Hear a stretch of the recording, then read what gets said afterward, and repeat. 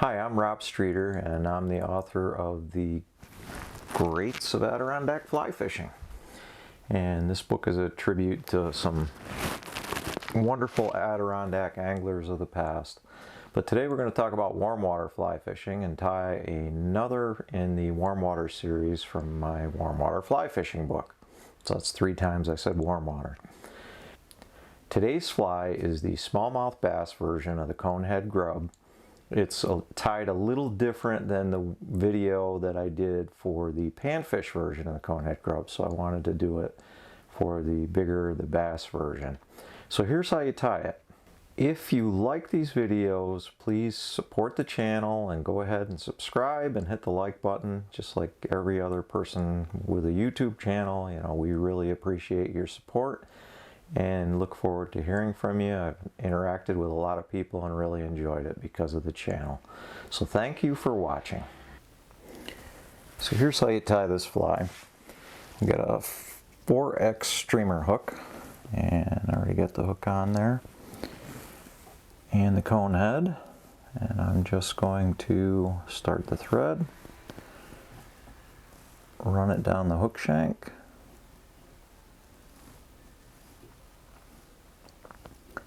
all the way to the back, trim it.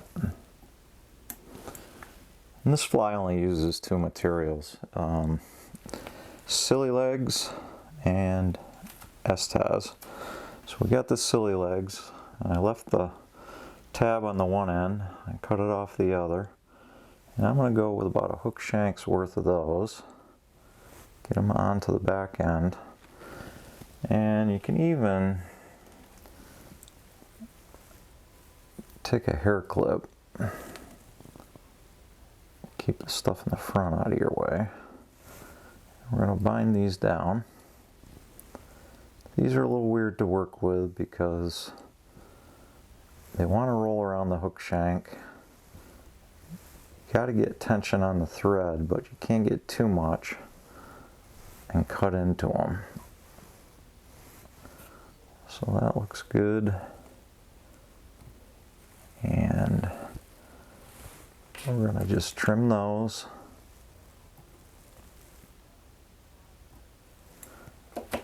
We'll bind that whole end down.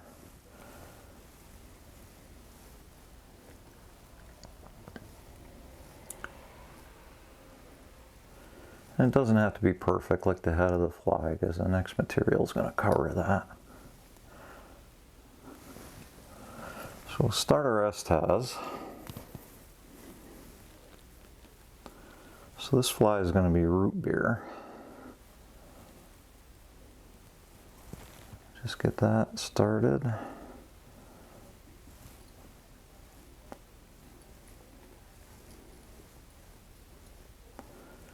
And you don't really have to worry about trimming it. So we're just going to make 2-3 wraps of that. Maybe one more. And tie it off. A couple of wraps of thread.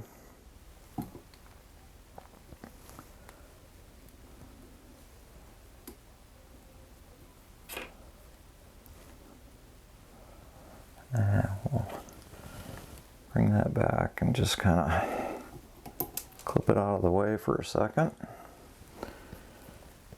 And we come back in with our silicone legs. So we're going to go about the same length. Now these we want to let them roll around the hook. So we get the legs coming up out from all sides.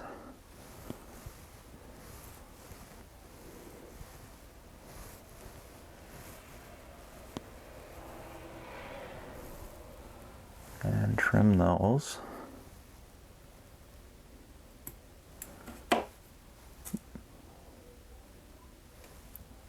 And bind that whole batch down.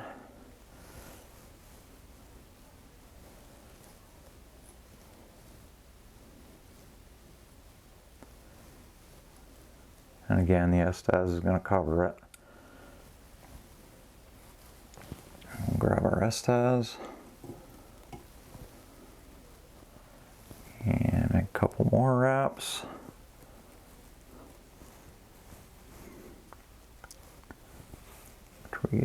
tangled.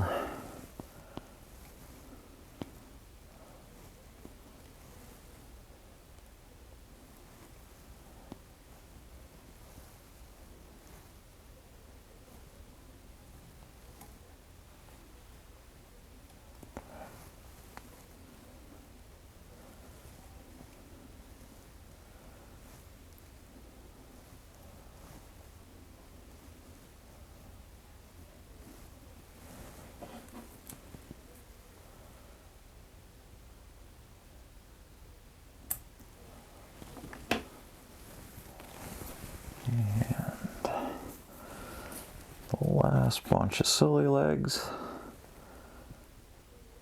and we're going to leave them about that long. Again, I want them to roll around the whole hook. Just kind of lasso them, pull them tight.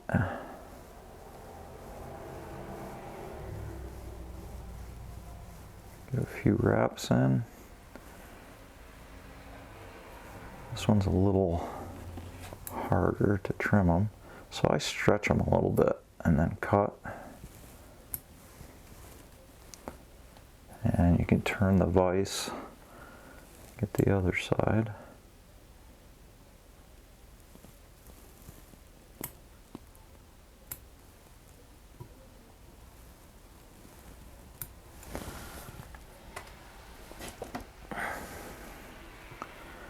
Turn it back.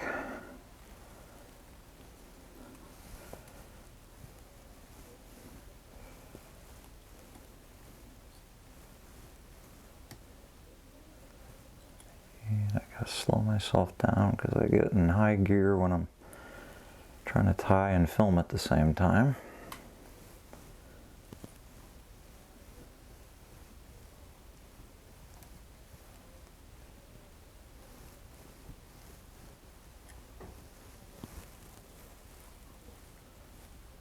Okay, so I'm just going to whip finish that.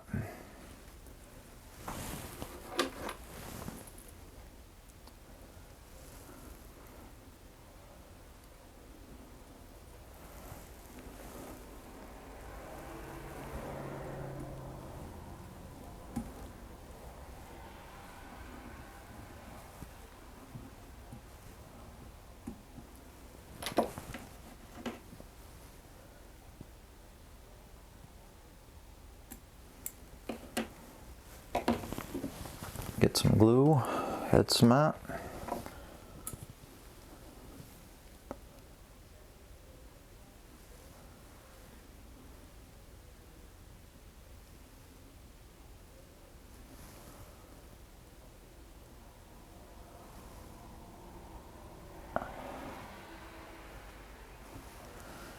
Okay, got one more step. I'm just going to take and push that cone back over the top of everything. Start the thread in the front.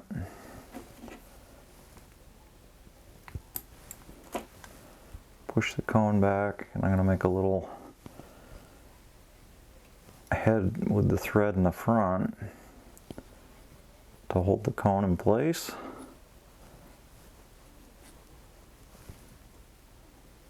And just whip finish that.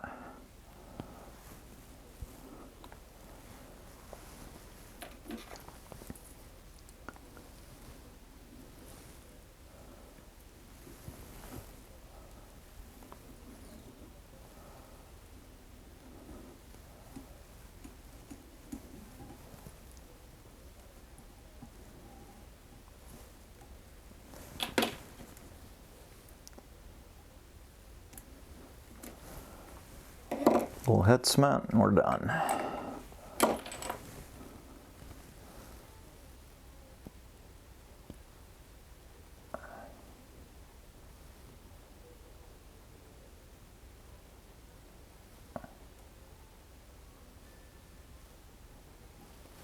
And that's it. Smallmouth bass version of the conehead grub. I use it for smallmouths mainly, but it works for largemouths as well. Around here, the crayfish season is July or sometimes end of June through the month of July, through most of August till about the end of August, and then the smallies start switching over to chasing bait fish. And this works anywhere you got bass and crayfish. It works well under docks if you're fishing a lake. It's just an easy fly to tie, and it works very well. Smallmouth bass version of the conehead grub.